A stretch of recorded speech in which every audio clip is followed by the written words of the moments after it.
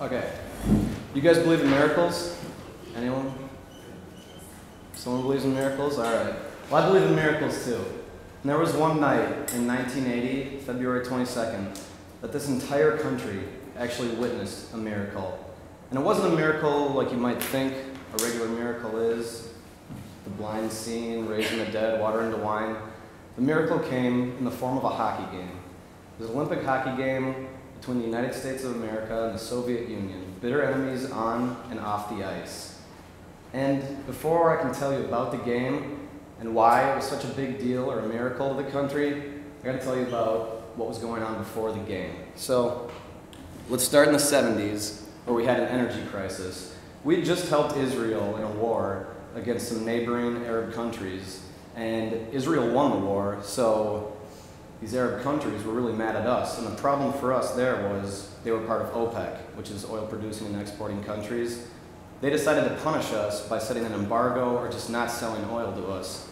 And this caused huge problems for us because prices of gas skyrocketed. A lot of gas stations didn't have gas. You can see the lines to try and get it. I mean, sometimes they'd limit you to 1 gallon per day, and that was a big problem. When we have a problem like this, the president has to step in. The president of the time was Jimmy Carter. And on January 15th of 1979, he delivered his Crisis of Confidence speech. He talked about how America was losing its confidence because of what was going on. One big thing we were losing confidence in was our officials and our government.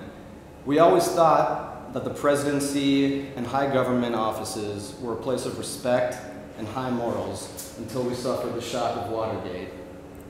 We also thought our military was invincible and our causes were always the right one and just, until we see the horrible things that happened at Vietnam and what that did to our country. Other than the confidence that we're losing in our country, this is a really bad time to be losing it because we're right in the middle of the Cold War.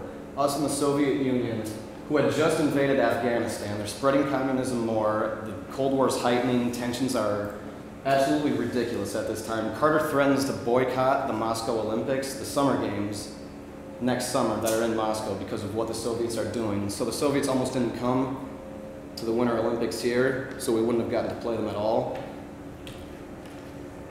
And also the arms race. Everybody's trying to make the biggest bomb that'll do the most damage, the most efficiently, and the fastest. We all know what nuclear bombs do. Everybody's scared to death every day of their life. They're afraid of retaliation. They're afraid of one country starting. Nobody knows what's going to happen. So what are we going to do besides bomb each other? We can do something else, and that's play hockey. The Olympics set this up perfectly, but Herb Brooks, the coach of the United States hockey team, wanted to play the Soviets in an exhibition match before the Olympics. They killed us, 10-3. And the Soviets had also beat the NHL All-Stars 6-0. Now, these are the NHL All-Stars. These are professionals. They're the best at what they do. And the Soviets are supposedly an amateur team because the Soviet government decided that they wanted these guys to compete in the Olympics, so they gave them other job titles that they were professionals at, and they put them in club teams and club leagues so they still could compete in the Olympics. So America, heavy underdogs to begin with, make it through their pool. They're one of 2 teams that make it. They go to the medal round and they draw the Soviets first.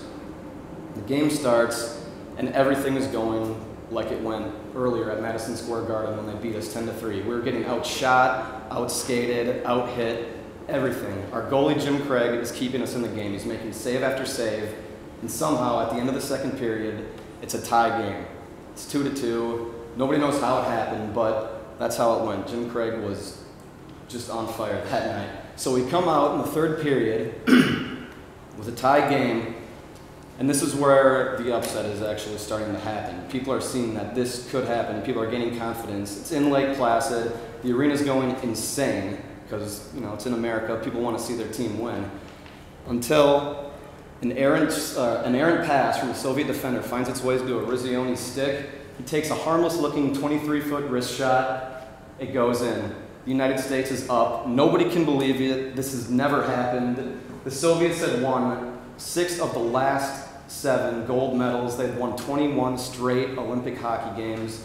They were undoubtedly the best team in the world. The USA just took the lead. A bunch of college kids against professional, not professional athletes. So the USA keeps the lead. Jim Craig stops more shot after shot. The upset is complete. A bunch of college kids that have been playing together for a couple months beat the Soviets who have been playing together for years. Nobody thought it could happen. And this is where you see a little bit of how much it meant to the country. You have a professional broadcaster here in Al Michaels. And you know, journalists on the press box when they're announcing the game, they're supposed to be not biased or call the game according to one way. But this is what everybody knows of the game, or everyone should know. It's the last 16 seconds, and this is how Al Michaels called it.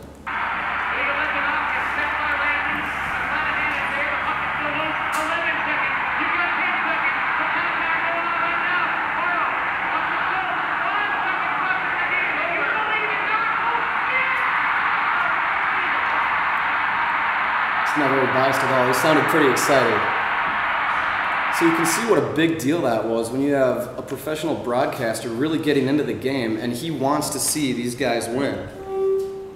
And I talked to my dad about this too, about the Miracle on Ice. He said he couldn't watch it on TV, he had to drive somewhere. He was listening to it on the radio. He said when Eruzione scored, he couldn't even hear anything. He thought it was so loud in the stadium, he thought the station got struck by lightning and all he could hear was static. He had to turn it down, he didn't know what happened. The last thing he heard was Eruzione shoots, nothing. He thought he lost the game, so he had to turn it down. He was scared, didn't know what was happening. Now, you also wonder how this is such a big deal, and this is another reason it is. It's still in America's minds today because ESPN just recently did tournament-style voting of the top highlight of all time. Eruzione's goal and America's win won the best highlight of all time. This beat Oklahoma and Boise State, the Statue of Liberty play, Doug Flutie's game-winning touchdown pass, the band's out on the field. It was a miracle. So to recap it, why it was such a big deal. America wasn't in an energy crisis. We were in the Cold War. We were losing confidence. We needed something to pick us up out of the gutter. We needed a guiding light, something that could show us we could do anything. We were still the best, and that's exactly what we got. We got a miracle. So I'll ask you guys again, do you believe in miracles?